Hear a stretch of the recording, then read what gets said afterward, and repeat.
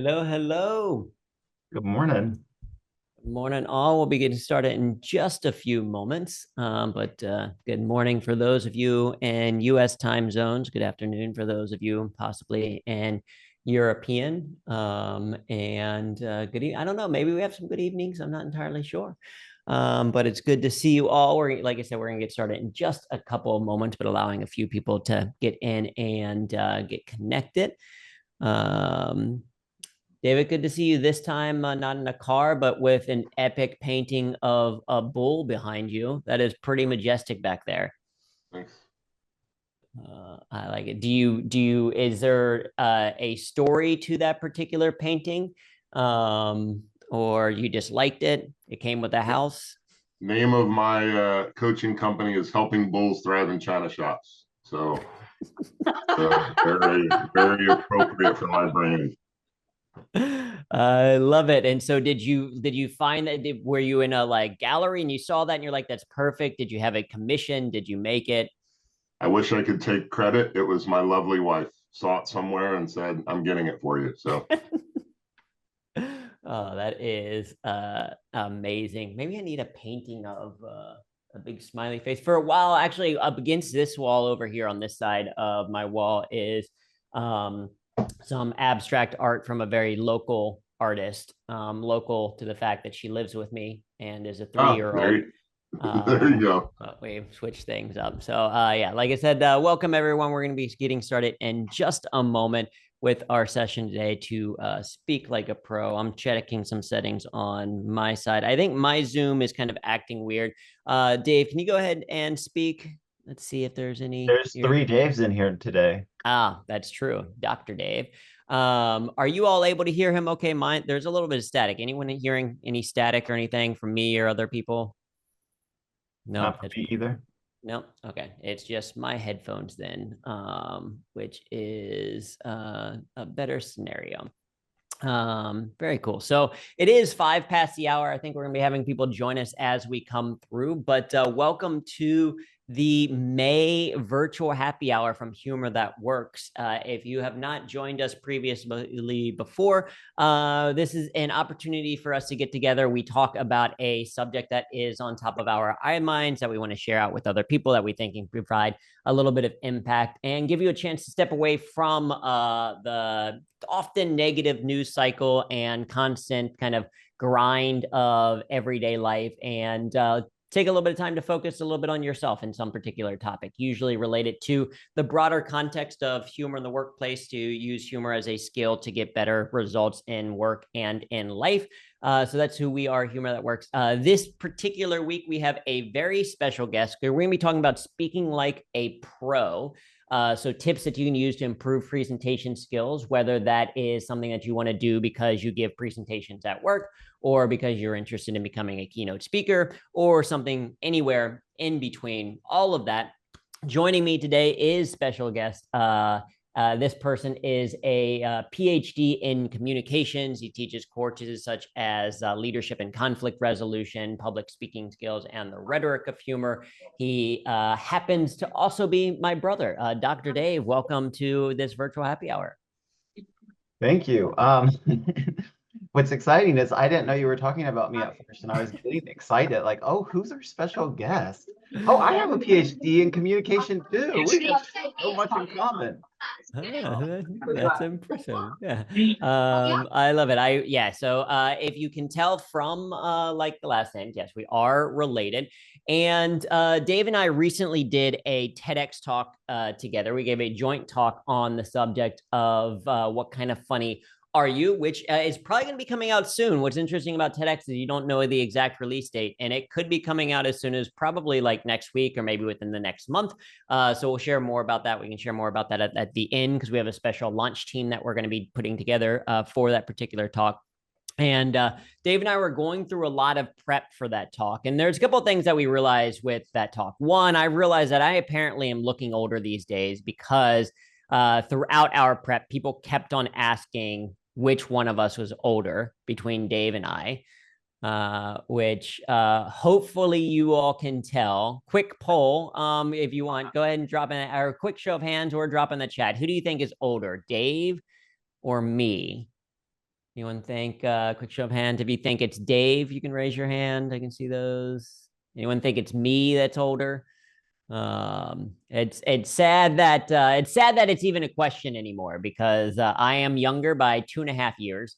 And it used to be growing up, no one ever asked that question of like who's older. They knew, but apparently as we've gotten a little bit older, it's now a question in people's minds.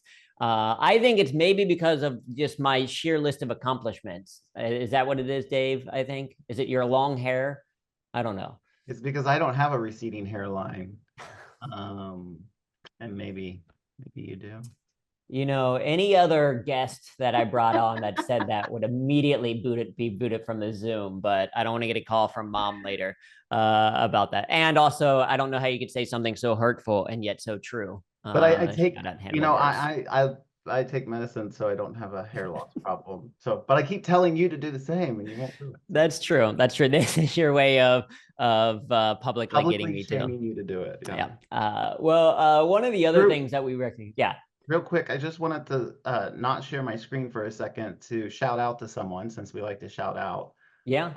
But Kyle, I've been using your image of myself for years as my screen background. So I just wanted to show that real quick.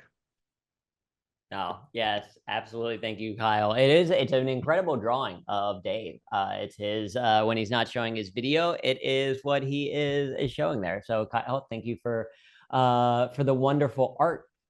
It's good to also to see you. So for the TEDx talk, we realized that our preparation techniques were very, very different, because I am someone who is pretty planned and meticulous when it comes to any type of presentation that I do, particularly something like a TEDx talk. My goal is to essentially almost run it as many times as possible, making iterations across along the way. And Dr. Dave's process is decidedly not that. He's very much more how would you classify your preparation style, just very high level, Dave? Procrastination until the end, and then a lot of panic, tears, and no, I'm just kidding. But not as much preparation as you do. I like to kind of come up with the ideas, not the exact words, and try and share the ideas worth spreading, not the words worth spreading. Yeah. Okay. And so we're going to dive deeper into that today, share a little bit more background about our individual processes. And then we're also going to leave time for Q&A kind of at the end to talk about some things. But to get things started, I would be curious, go ahead and drop in the chat. I'm curious, as a little poll, what style of presentation prep do you tend to do now? Are you more of the meticulous kind of scripted, more like me, or are you more of the extemporaneous or kind of off the cuff life like Dave, or are you something else? Go ahead and drop in the chat what your kind of current presentation style is, just so we can get a sense of who we have in the room today, because I think there's opportunity to learn from both of those. So yeah, I think there's and it also depends on the type of presentation that you're going. So I like if we have a mix, so like write it down and run through it a number of times, not quite scripted, but certainly prepared, and outline with extemporaneous, need to prep a lot, fluid, over prepared to be ready to pivot for the audience, right? So there's a whole mix of these things, bullet points, core ideas, right? So we've got a good mix. And so what we would do today is we're going to share a little bit of background about both of our processes. I'll give you my kind of process, and then Dave will give his. And then, like I said, we'll open up that to Q&A as we go through. To share this as well, let me move things around a little bit here. Yeah, so for my side, because I am planned, I have like actual slides and things that I want to share. And so that's what we have today. Like you said, we're talking about Speak Like a Pro. And this is now my process. This is what I do to kind of prep for most of my keynote events. So a little bit of background, if you're not familiar with kind of our work, I run Humor That Works and deliver keynote presentations to large organizations, as well as do some trainings and offsites in addition to these weekly or these monthly kind of virtual happy hours and other fun stuff that we get into. But my process, particularly for keynotes, the type of presentations that I do the most, it starts with it's a 10-step process because I'm an engineer, of course it is. And it starts with the script. And the script starts for me usually as a very messy outline. It's kind of writing the bullet points, high level of like, this is the content or the types of things that I know that I want to talk about. And for me, it also includes a section of like include somewhere. At the bottom, I include my notes and it's like, okay, I know somewhere I want to talk about these things. I don't know where it's going to go, but that's that first draft of the outline. Because when it comes to using humor, which we can talk a little bit about later, when it comes to adding humor to your presentation, there's a couple of ways you can come up with it. One, you can have something that you need to tell people and say, okay, how do I make this thing funny? Right? Okay, I've got to talk about in this presentation, I need to talk about leadership. And specifically, I want to talk about the gap between intention and action. And so, okay, hey, how do I make that content on what we call unleadership funny? So that's one way to add humor. Another way to add humor is to take something that you already know is funny, either because it's a story that you tell your friends and family and it always gets them to laugh, or it's a meme that you saw somewhere that you're like, hey, this is somewhat related to leadership, or it's a video that you want to share, et cetera. But it's like, hey, I have this thing that I know is funny. I want to see if I can insert it some way. I will add that in my notes at the bottom to say, okay, how do I get this in here? So one example of that is in my TEDx talk on the skill of humor, which came out a few years ago. I was doing this series of jokes in stand-up that I knew worked. It was math pickup lines, right? Because I'm a nerd. I love math, and so I made this joke about like math pickup lines. The idea of saying they're terrible pickup lines, saying things like hey girl, are you opposite over hypotenuse because you're making me want to sin? Right? That's a terrible math pickup line, right? But it was something that I did in stand-up that I knew worked and got laughs. And so I was like, okay, how can I insert that into the presentation? Because I know it's somewhat related to the skill of humor. And so then it took me a little bit of time to find that like, oh, well, using pickup lines is kind of about confidence. Using humor is also about confidence. Now I can connect these dots. So that is, I think, one thing that took me a while to learn is like when you're outlining things, you can include the things like, yes, this is kind of the overall flow that I need. And also here are things that ideally I insert. And they may not always go in, but they often can find a way. You can find a way to map that in there. So that's the scripting process. It starts with an outline. Then I do another version of it that's bare bones. Also, the other thing I think about scripting for people, if this is something that you're nervous about, is recognizing that it is perfectly acceptable to just say, insert funny thing here.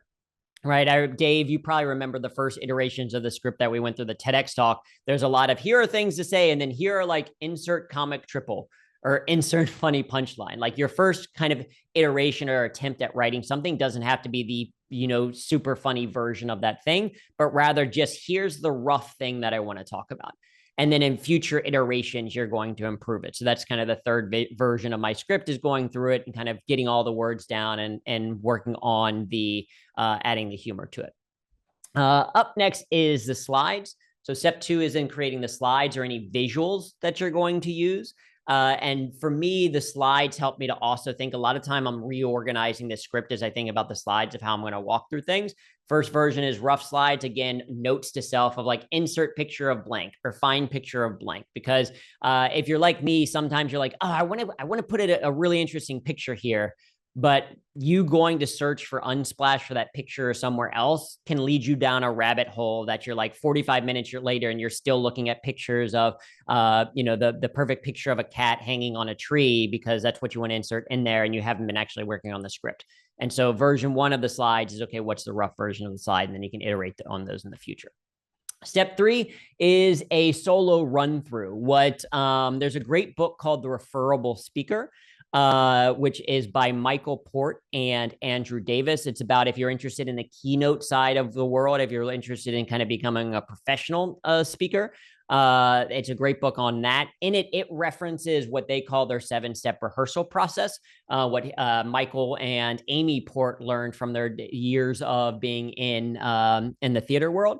It's what this step is what they call a table read. So it's the idea of you saying these things out loud that you want to say, because sometimes you write the perfectly crafted sentence to say, and then you realize it's super awkward to say because it's suddenly 8 C sounds in a word in a row, and it's very hard for you to kind of you stumble through it every single time you say it. So saying things out loud helps give you an iteration.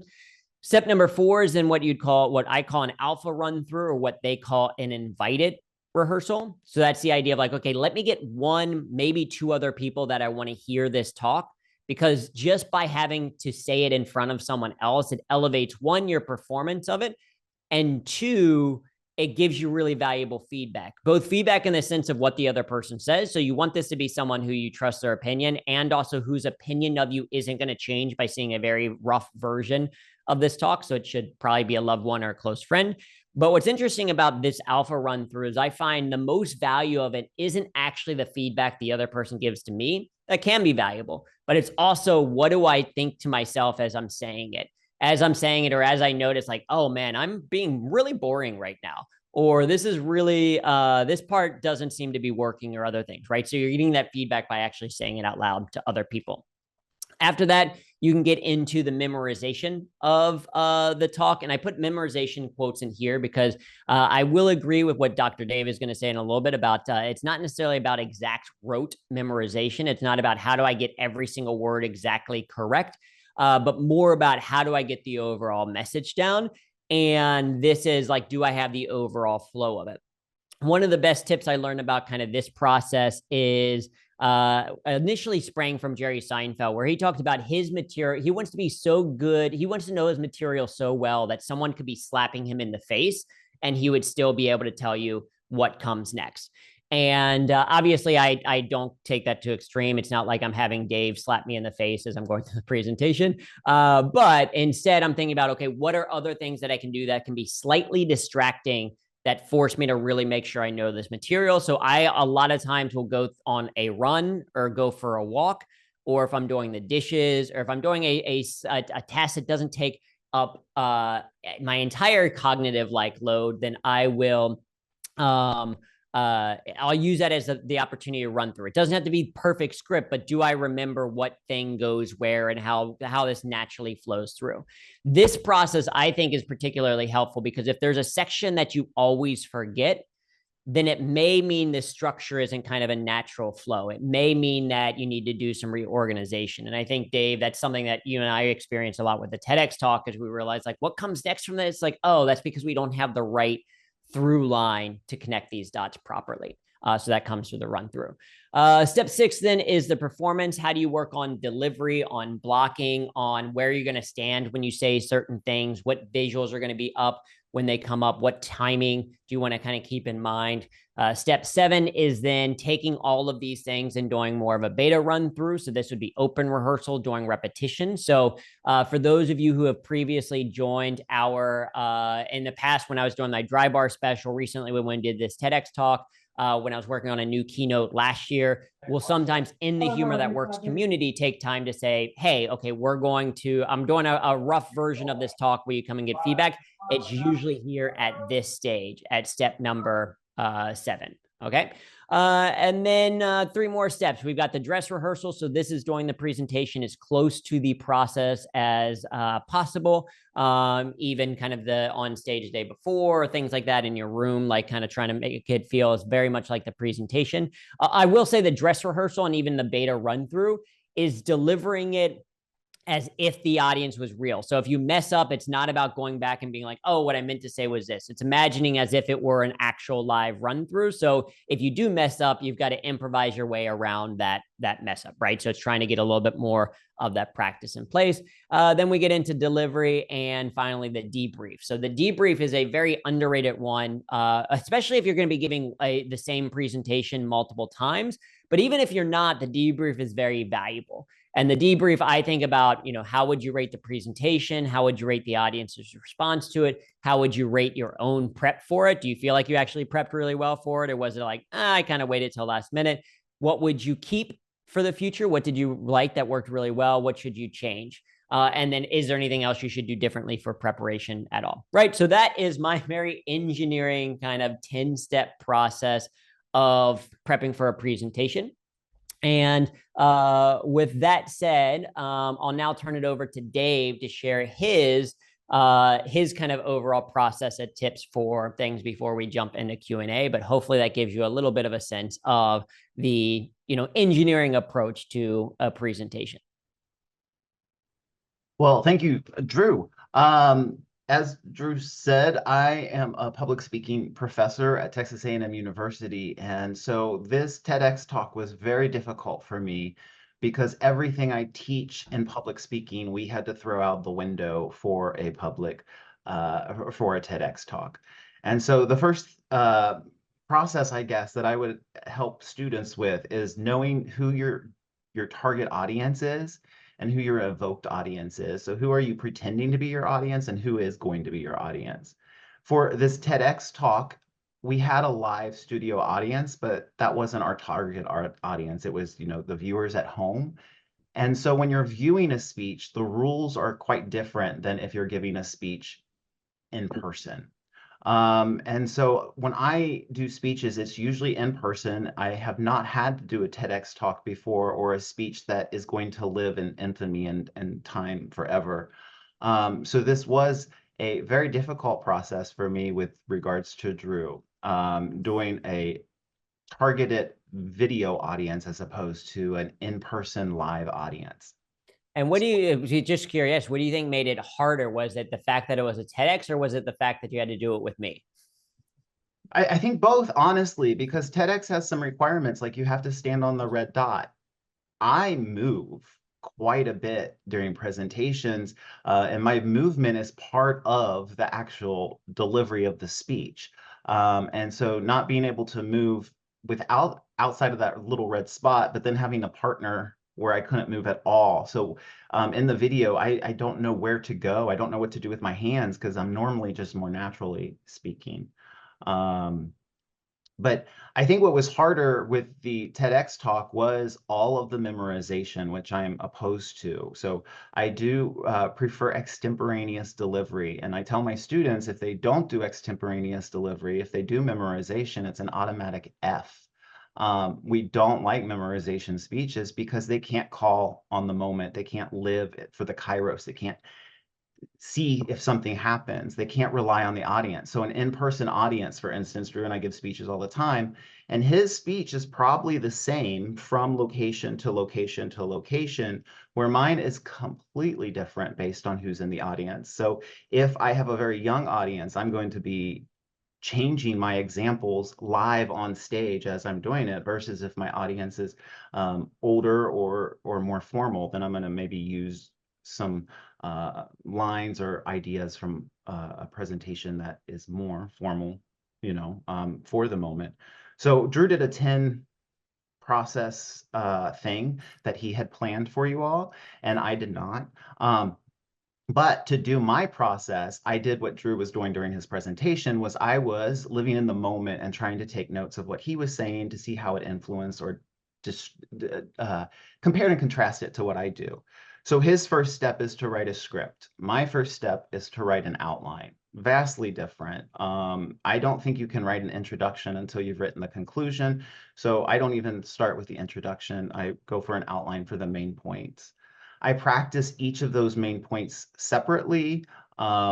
And the way I do it is I do it the number of times the speech is going to be. So like if I have a 10-minute speech, I'm going to practice each main point 10 times, just because it's a 10-minute speech.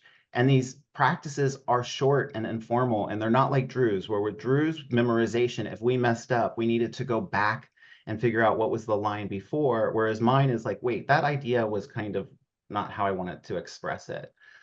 If I have to give a 5-minute speech, I'll practice each part 5 minutes. Now, if I have to give an hour speech, I'm not going to practice it 60 times, obviously, but I do kind of stick with the shorter number of speeches. That's the number of times I practice it.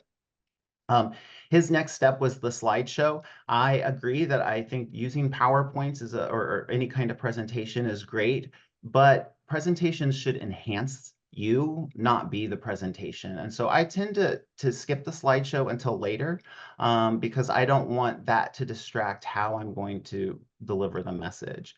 So real quick on that, right? I think you often call them visual aids. Is that right? Is a slide technically a visual aid? Are there other examples of visual aids? besides slides? slideshows? Yeah. Well, I mean, yeah, you can use any kind of visual aid. You could use, some students bring in actual props. Kyle could draw while she was presenting perhaps, right? And that could be part of her visual aid. There's lots of, you could use Prezi if you wanted to, you could use video, right? You can use it. So yeah, there's lots of different visual aids, but I tend to save those for the end. Plus, I think doing the visual aid part is the fun part of the speech. So I want to save that to when I have the least amount of energy. After I practice each part separately, I'm going to practice the whole, I'm going to then write the introduction, and then practice the whole speech one time, as together. And then after that, I hope for the best and I go into the situation and I exude confidence. Drew says, as one of the humor personas, that I'm the entertainer, which is somebody that's just confident in their delivery. And so I think if you're confident in your delivery, you can mess up a couple of times, but still live in the moment and not have a rehearsal. There is one speech that I do memorized on campus. It's called my yellow speech, but it's a very serious topic. And so I do make that speech memorized because the wording is very particular. And I live in a state where wording is really important with regards to our funding. So that speech is memorized to the point now that students who have seen it several times can mouth along with it to me. And it gives me such cringe that they're able to do that, right? I want every experience to be new and unique. So I don't start from scratch. I usually find an outline online, like Monroe's Motivated Sequence if I'm trying to sell something, problem, cause, solution if I'm trying to explain an issue, cause and effect, right? I try and find an easy outline online first, and then from that, I can start inputting parts into the main points. Again, for video audiences, things can be different. So for in-person audiences, I would never go over 3 main points. For a video audience, we have a little bit more leeway. So in our TEDx talk, we have 7 main points, which again, was something I wrestled with as a public speaking teacher. We usually have 3 or 5, never more. So 7, but I think what we can argue is that because it's virtual, because it's online, you can pause the video to get all of those points if you miss it. Drew, did I explain my process to your satisfaction? Yeah, no, I think that it worked well. And I know previously you and I have talked, and even related to this, you alluded to it, is you're less about memorizing the words and more about really understanding the core message or something along like the lines like that, right? Exactly. Yeah. Yeah. And TEDx is known for spreading ideas we're spreading, which is great, not words we're spreading, specific words. And that's kind of my mentality too.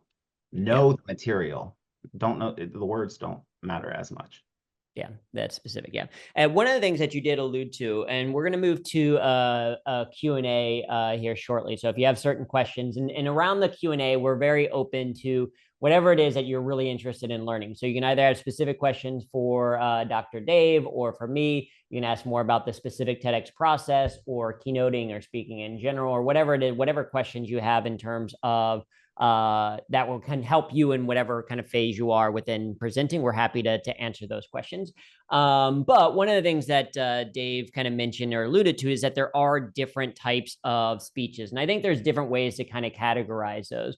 I was thinking about this even for, this 10-step process that I follow is like, I don't do that for every single presentation that I do.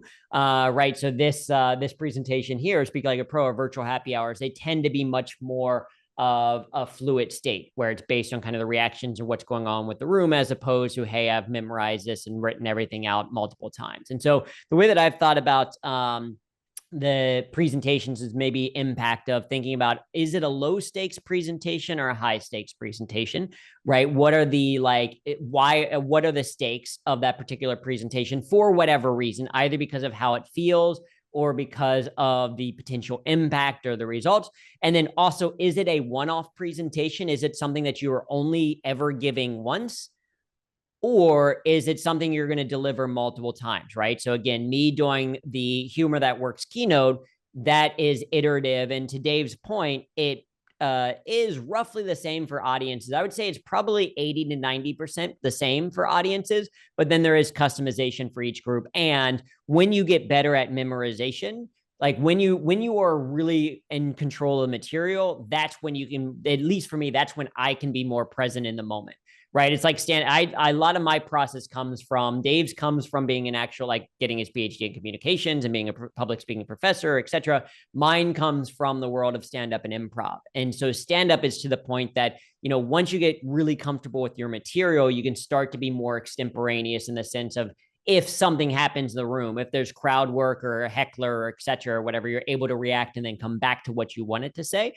So it's not about pretending like, oh, no matter what happens, I'm going to say these exact words in this exact sequence for 60 minutes straight. There is still adjustment and customization, but that becomes a little bit easier when it's something that happens multiple times. So, And Drew, to that point, I think it's funny to mention that because we were trying to do memorization speaking, which I don't usually do, we finally get the speech memorized, but then a distraction happens, like our mom starts laughing.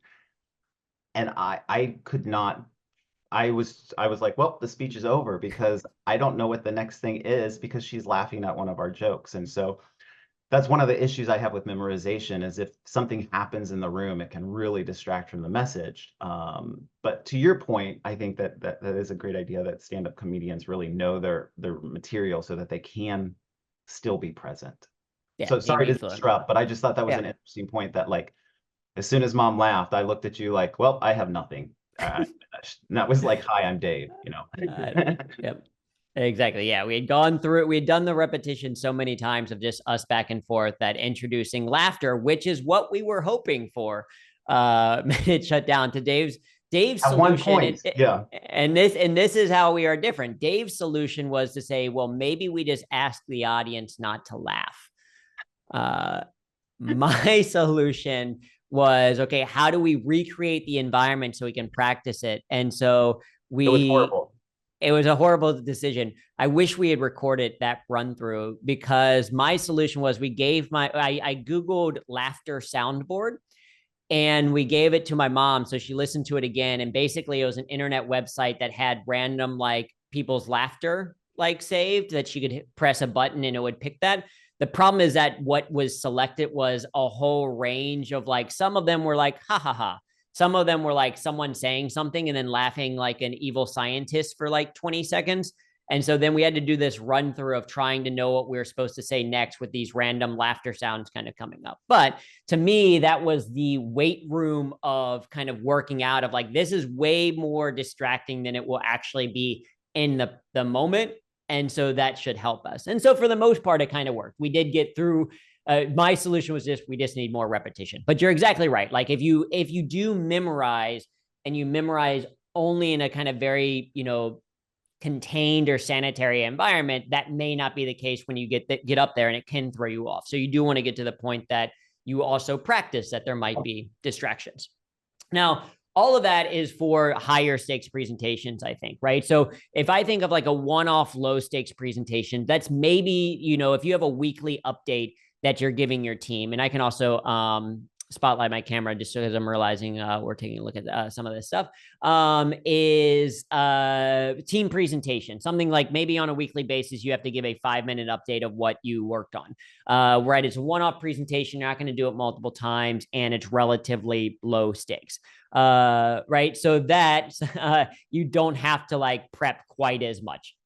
Right. It's not something where it's like, okay, I got it through everything and I got to go through it, thousands upon thousands of times. It's like, nope, I'm going to put together. I still want to deliver well, but it doesn't have to be that heightened thing. There's also low stakes environments where you might be doing it multiple times. Like, say you're at a networking event, you're going to be introducing yourself multiple times. Some people, an introvert like me, if it's in front of someone else, I already think of it as, in some ways, as a presentation.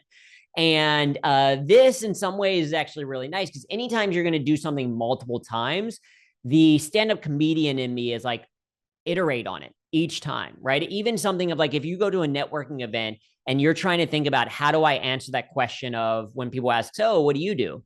Right? Each time you say that, try it a little bit different. Say you're like, okay, I'm going to go and I'm going to give a comic triple each time I answer this question of, like, someone says, what do you do? I'm going to say, I'm a keynote speaker, a coach, and avid milkshake lover. and see if people laugh from that. And if they don't, maybe the next person I meet, I'm going to say, hey, I'm a keynote speaker, a coach, and a father of a 3-year-old, right? Like each time I'm going to iterate a little bit and see, does that change the conversation? Which of these things do I like? How do I go, right? Anytime you do that multiple times, an easy spot to then iterate and learn each time. So it's getting better as you deliver it multiple times. Then you have the one-off presentations that are still very high stakes for whatever reason. It's an update to a CEO. It's part of an interview process. It is a TEDx talk. This is where I would still incorporate kind of from me that 10-step process. Maybe not to quite actually probably to a higher degree than if I'm doing multiple presentations of high stakes, which would be keynotes, because this is what, I'm paid to do, or sales pitches, because it's a big part of how you earn revenue is you need to get the sale, etc. That's a similar thing where it's like, not only am I doing the 10-step process then in this case scenario, but I am also iterating on it each time that I go through it. So, like I said, there are different times you're going to be doing. I do all 10 steps in the high stakes scenarios. And then in the low stakes scenarios, typically it is steps 1, 2, 5, 9, and 10. So 1 being that I am doing kind of some type of script for it. Then I have to create slides or visual aids if I need it. I'm doing some type of run through, oftentimes just a table read to myself. I'm doing the delivery, and I am doing a debrief after each thing. Because the other thing that I'll say is that with these presentations, each presentation is not only a repetition for that particular presentation, it is also a repetition of doing a presentation. Does that make sense? Like, as you have to do more and more presentations, you get better at the process of prepping for a presentation. Like Dr. Dave has delivered lecture after lecture after lecture for, I get basically 10 years now.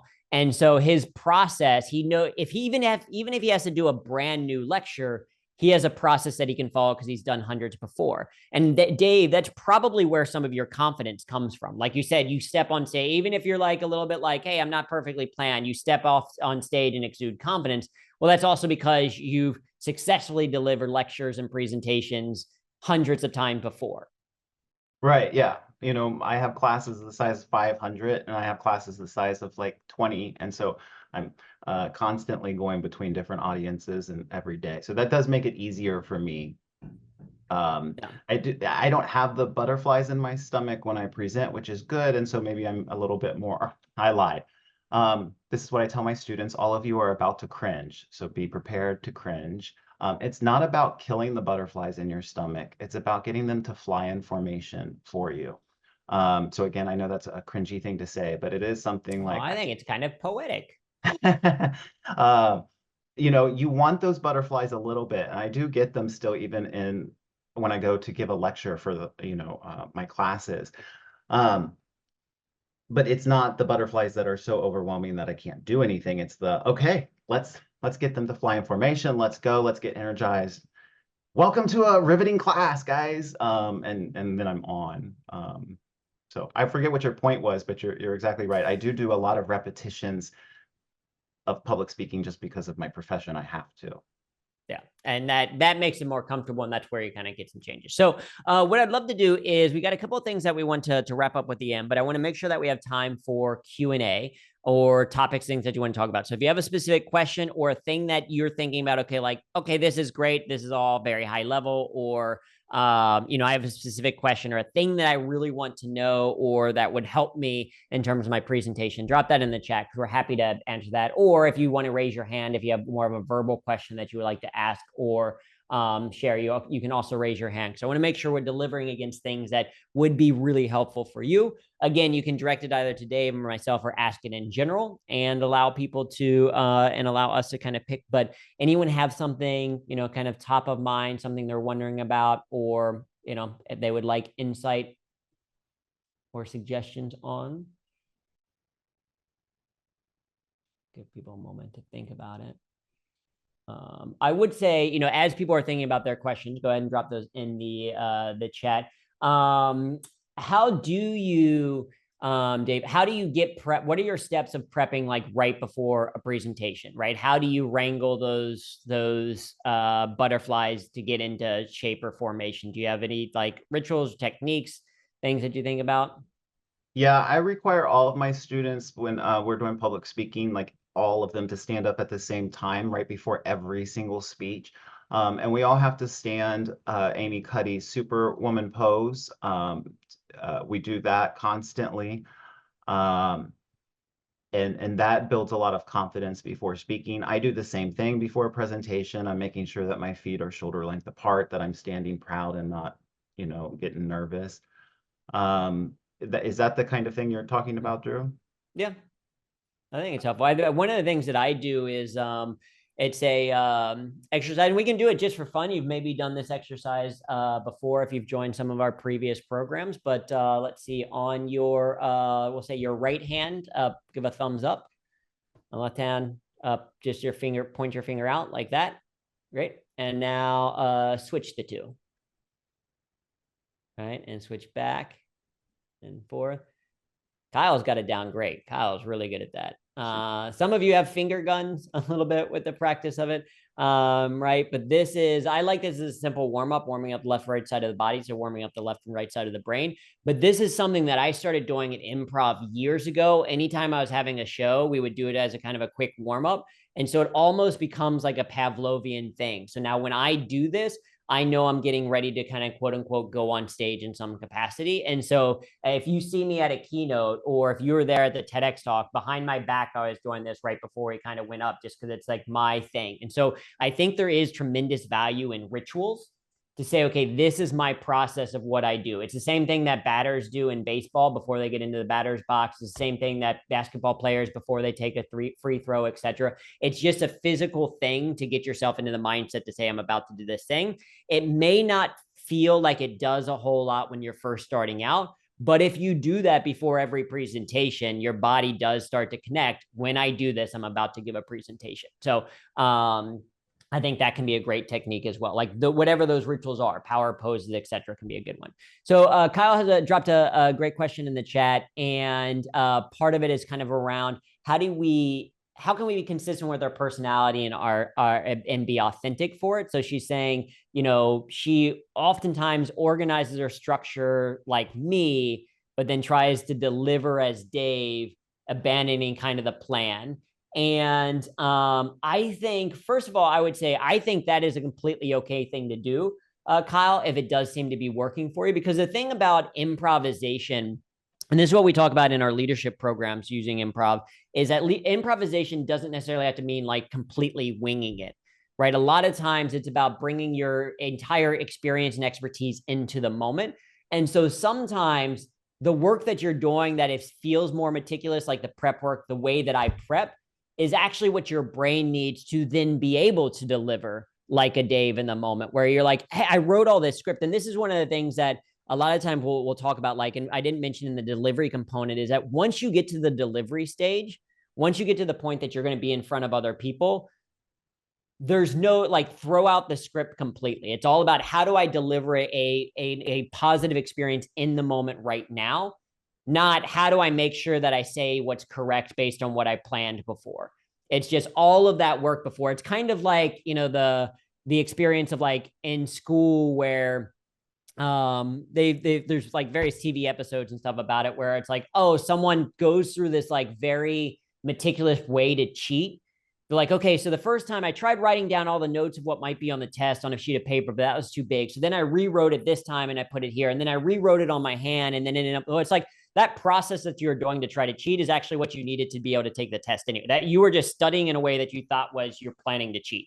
The same way of like this type of preparation, that is just a way to prep. So I think if it is working for you, right, if you're getting positive feedback and stuff like that, it's completely okay to accept that. I do think authenticity on stage is the goal. I mean, Jerry Seinfeld said, the closer you can be to your authentic self on stage, the funnier you're going to be.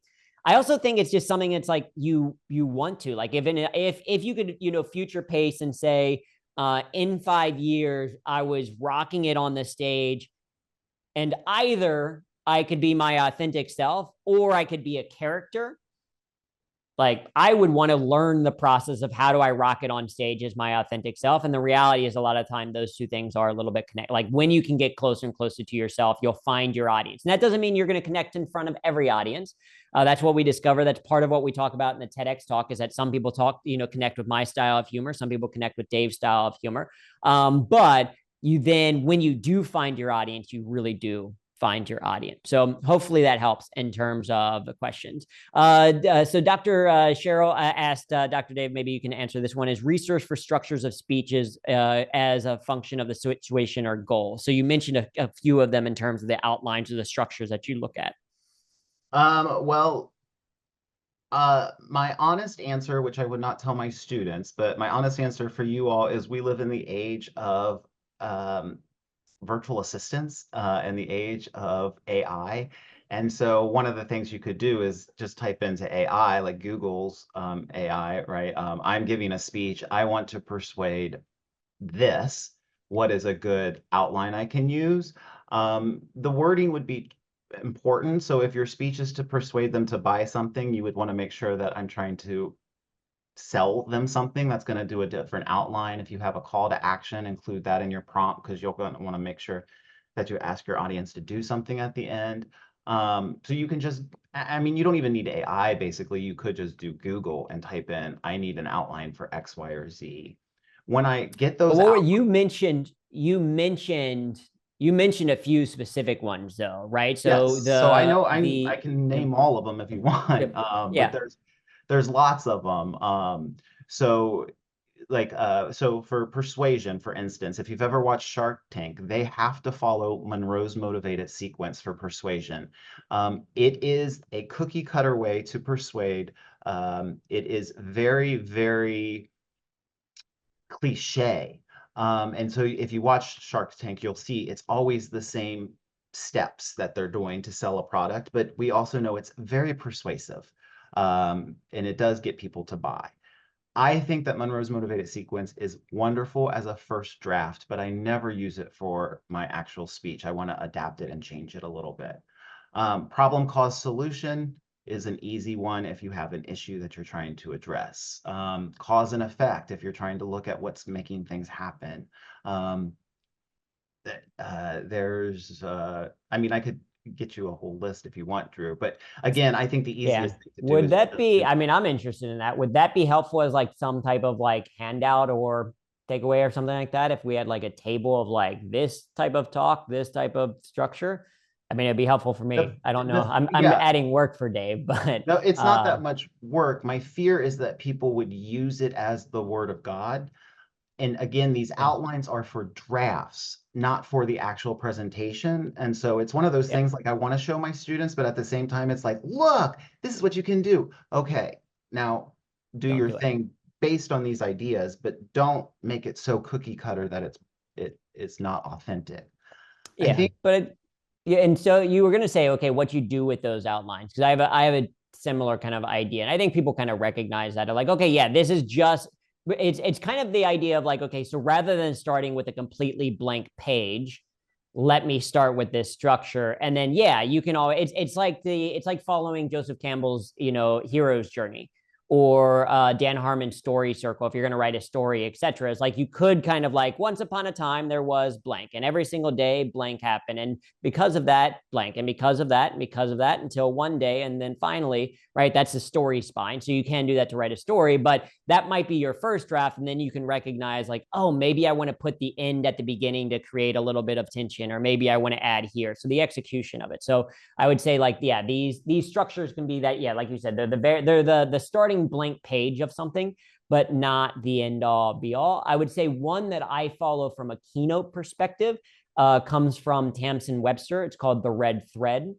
And its structure is basically like she's helped a lot of people at TEDx talks and things like that. It is goal the audience has, problem that it prevents them from achieving that goal that they probably don't recognize, the idea or truth about that particular problem, the change that's needed to implement that idea or implement that truth, and then the actions you need to take to put those into to make that change a reality. right? And so a lot of times I'll use that as a rough framework because her book has that very structured. And for me as an engineer, it is very much that like, okay, she even has like an outline or rubric where you like answer this question. So I would do that. And then it's like, that would make for a terrible speech. It has the high level points, but it would not be an interesting speech. But from there, if you iterate on it, can be really valuable. So I think that is something interesting that we'll try to put together because I think it could be something to share and would be helpful for me of like, oh, I want to, or if I just want to switch things up, if I want to try things a little bit differently. I don't know if this would be cringe, but I could put my lecture in the chat that talks about this stuff. Yeah. Is that publicly available? Yeah, It's it's not on an issue? YouTube. Okay. So Okay. you'll see how my teaching style is, and maybe you'll like it or not like it. I don't know, but that is an organization that lecture that kind of goes through it, and halfway through it talks about a variety of different approaches. But I could also then, Drew, I'm getting ready to get on a plane, but if you remind me later this afternoon when I get to my destination, I could create a list and when you would use Yeah, what. I think it could be interesting for sure. Let's see. To answering a couple of other quick questions. Yeah, as someone else shared in the chat, as Dave shared in the chat, I use a tool called Prezi Video. So Prezi itself is the presentation software a lot of people are aware of. They have a standalone application called Prezi Video, which just allows you to do picture-in-picture slides, allows you to zoom in, etc. I like it because you can't, if you're good at Prezi, then you can create in Prezi and then do all this kind of wonderful stuff. I'm not good at Prezi, but what I like about Prezi Video is you just download the application and then you can import your PowerPoint presentation and it creates it as slides on the kind of picture-in-picture side. So that's what I do, is just a quick thing on the slides. I have 3 pair of Kathy's questions. Do I have lucky socks? I have 3 pairs of socks that I tend to present in just because I like them. So one is a set that has ducks on them. Because when my daughter was really young, she loved ducks and she helped pick them out at the store. She saw like ducks or whatever. So I was like, oh, I put them on because it makes me think of her. I have a pair that is just like colorful and playful that I like. And then I have a pair of Bob Ross socks. So I think that they're like fun and playful as well. Dave has hundreds of socks. I don't know if you still do themes with your socks or not. Yeah, I have a different pair for every day of the year, multiple pairs for different days of the year. Yeah. So I like, Angel asked the question of like, used to be great in speaker mode, then you built up skills in facilitation, and now you're like me doing all the talking versus not speaker mode versus facilitation mode. Any suggestions on working through that? I think part of it is for me, Angel, it's knowing what's best for that particular speech, because a lot of times by default, we might think like, oh, but I know from learning, etc., that it's always better to have other people do the thing. It's always better to have them engaged and involved. And we might feel like, and theoretically, maybe in terms of an actual like being able to take home a specific skill, that may be true. But there still are certain scenarios where I think it's better and or faster just to be in presenter mode and recognizing those cases. So keynotes, and this is something that at least for me, I ask my clients on a scale of 0 to 100 in terms of amount of engagement, how much do you want? And some of them are like as much as you can, in which case we might throw out the slides and only do applied improv exercises.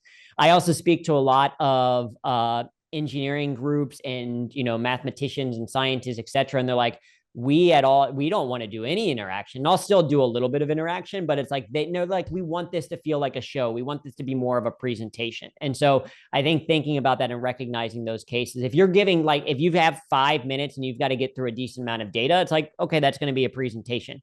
If you have 90 minutes and it's like, okay, I can bring in a little bit of both. And so I think it's mentally recognizing what's best in service of this particular message to this particular audience, decide on one. And then after that, hopefully that can get you into like, okay, I've decided this is best to be speaker mode.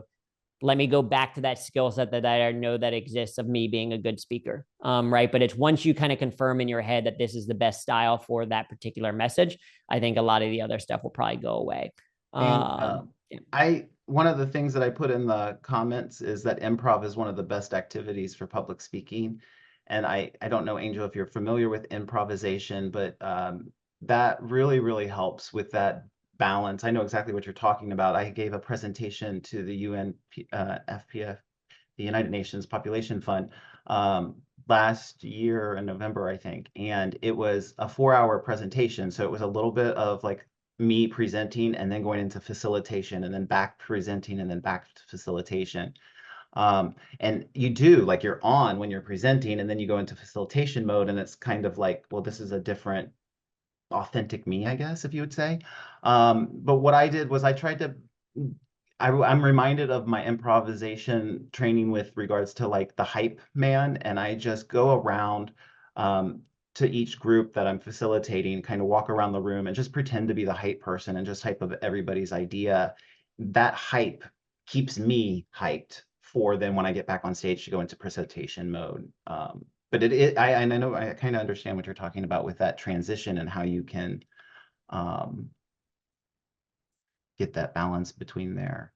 Yeah. Drew came to I taught public speaking, 15 years ago, and Drew came down when he was a stand-up comedian, and he taught my class improvisation for one day. And after a 15-week semester, right? So they had me for 45 days. They had Drew for one day. All of my student evaluations said Drew's class changed my life. I really loved Drew's class, Drew this, Drew that. And I'm like, dang, you had me for 15 weeks and my name's not even mentioned in my evaluations. That's when I realized how important improvisation was to the art of public speaking. And since then, it really does, I think, is I mean, I might be speaking to the choir, but I really think that's one of the best things you can do. Yep, I agree, because like I said, improvisation is not about winging it. It's about bringing, the bulk of some of your experience, expertise, and insight into the present moment and adapting. And so can be a great skill. And plus, it's a whole lot. It's a way more fun way to practice than some of the other ways, right? And so you can get great value of that. So that can be as simple as Googling improv classes in my area. There are online classes as well. We periodically do things in the Humor That Works community for improv. We haven't done anything in a long time, so maybe we should do something virtual again. Or there's also groups that you can bring into your organization, right? So if you're part of a company, you could say like, hey, can we do an improv team building thing? It's something that we at Humor That Works do and other groups do. Very quickly, as people, I know we're towards the end of the hour, I do want to mention, so our TEDx talk is going to be coming out very, very soon. We are putting together what we are calling a launch team for that particular talk. So I just dropped the link into the chat. If you go to humor.me/launch or scan the QR code on our screen, you can sign up for the launch team if you're interested. What we're doing with the launch team is one, you'll see the talk sooner because we're going to send you out the video as soon as it comes out. 2, you'll get free access to our book called The Skill of Humor Playbook. And then also we're going to have some exclusive behind the scenes content that we're going to share. Also, one winner from the launch team is going to get a free coaching session from either Dave or I. And one winner is going to receive the whole humorous course. And it's also just a huge way to help us out. Essentially, joining the launch team just means that, yeah, you'll see the talk as soon as it comes out. We're going to ask you to do things like, watch the talk, comment on it, maybe share it with other people. If you know other groups, other newsletters that might enjoy this stuff, or Facebook communities or other places that would enjoy the talk. The whole goal is just, it's a talk we're really proud of and we think can have a positive impact in people's lives. So we just want to get it in front of a lot of different people. So again, you can join the launch team there for some of those goodies, etc. Also, we do this every single month with different topics. So if you have topics or ideas that you would like for us to cover, certainly let us know. But we'll also create some more content maybe around some of the presentation skills, because it seems like something that people like and need as a fit. But thank you all so much for joining. And I've got a little bit of time as well, so I'm going to stick around. So if you have, kind of more casual questions or conversation, happy to be here. Dave, I think you've got to run to an airport for a flight. So Dr. Dave's going to say bye as he heads out headed to Ohio for an event. But like I said, I'm happy to stick around if you have any specific questions. But thank you so much for joining us today for this virtual happy hour, and we'll hopefully see you again sometime soon.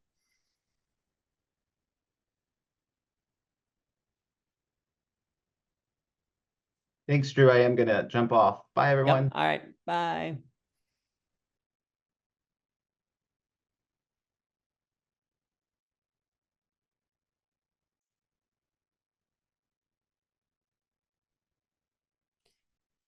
Whoop. I can leave that there, I guess. Hello, hello. How are you, Kyle? It's been a little while, I think, since I've seen you. You're on mute. Right. It has been a while. Yeah. I've just been trying to define what it is I do because it's such now a mix of improv and, you know, I never did tell you this thing.